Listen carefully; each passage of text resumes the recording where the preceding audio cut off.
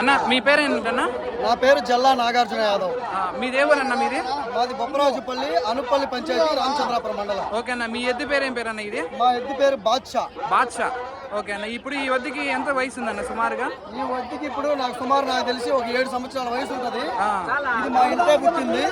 దీన్ని మేము ఎక్కడా బయట కొనలేదు. ఇప్పటి వరకు దీనికి పలకలు కట్టిన కాడి నుంచి దీనికి ఇంతవరకు పలక పట్టిన మగోడే లేడు. ప్రతి సంవత్సరం కూడా దీని పేరు మీద అనేక రకమైన బహుమతులు ప్రకటిస్తూనే ఉంటాం. ఇప్పుడు అంటే హైలైట్ గా అంటే మీరు ఏం బహుమతి అయితే ప్రకటించినారన్న దీనిపైన?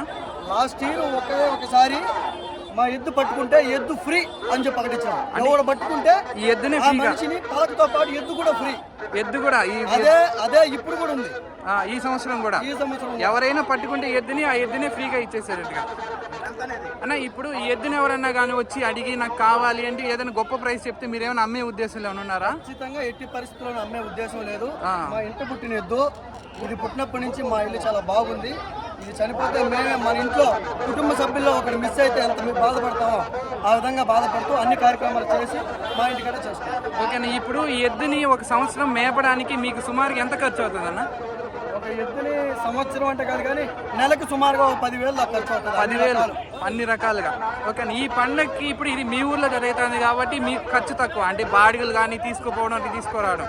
అదే బయట ఊరికి వెళ్ళినారంటే మీకు ఇది ఫ్లెక్సీకి కానీ నెక్స్ట్ దీనికి చేసే డెకరేషన్కి కానీ వ్యాన్ బాడీకి కానీ ఇవి కలిసి ఎంత ఖర్చు అవుతుంది? సుమారు ఒక పండగకి బయట ఊరికి తీసుకొని వెళ్ళాలంటే 20,000 నుంచి 25,000 వరకు ఖర్చు అవుతుంది. అంత ఖర్చు పెడతారు మీరు బ్యాండ్ సెట్లు ఇవంతా కూడా ఏమైనా పెడతారా?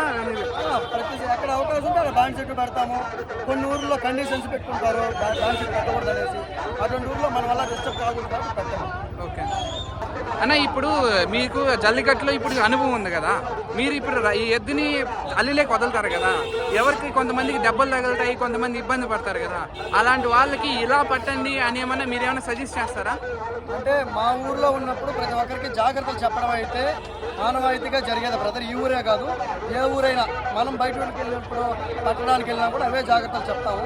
బట్ ఒకటైతే చెప్తాం, పట్టుకునే వాళ్ళు ఎవరైనా కానీ ఇంటికాడ కుటుంబ సభ్యులు మన కోసం ఉంటారు కాబట్టి వాళ్ళని దృష్టిలో పెట్టుకొని గొడ్డు యొక్క బలాన్ని చూసి పట్టుకోవాలని కోరుకుంటాం. ఇప్పుడు కొంతమంది ఏంటంటే యువత ఈ జల్లికట్టుకి కోసం అని చెప్పేసి డెడికేటెడ్గా చదువుకోకుండా పశువుల పండుగ కోసం ఇది ఎద్దుని మాత్రమే మేపుకుంటూ ఉంటున్నారు కదా, మీరు చూస్తుంటారు. అలాంటి యువతకి మీరేం చెప్తారు? మీరు ఇచ్చే మెసేజ్ ఏంటి ఒక ఎక్స్పీరియన్స్ పర్సన్గా? జల్లికట్టు అనేది మనకి ఆనాదిగా వస్తున్న ఒక ప్రత్యేకమైన పండుగ. దాన్ని కేవలం పండుగలాగా తీసుకోవాలి కానీ దానికోసం యువత అంతా పెడదారిని పట్టడం అనేది చాలా బాధాకరం. అటువంటి యువత ఉంటే దయచేసి ఎద్దును మేపడం జల్లికట్టులో పార్టిసిపేట్ చేయడం కోసం ఫ్యూచర్ని అయితే నాశనం చేసుకోవద్దండి. పండగని పండగలాగా చూసుకోండి. కేవలం జల్లికట్టు పండగ అనేది ఎద్దును పట్టుకుంటే దాన్ని ఒక పార్ట్ టైం లాగే తీసుకోవాలి కానీ ఫుల్ టైమ్గా ఎద్దు కోసం అయితే పెట్టుకొని లైఫ్ని అయితే స్పాయిల్ చేసుకోవద్దని యువతకి నేను చెప్పదలుచుకుంటాను. ఓకేనా అమ్మ, మీరే మేపుతారు ఈ ఎద్దునంతా? ఇదేమన్నా మిమ్మల్ని పొడిచేదట్టు ఏమన్నా చేస్తుందా?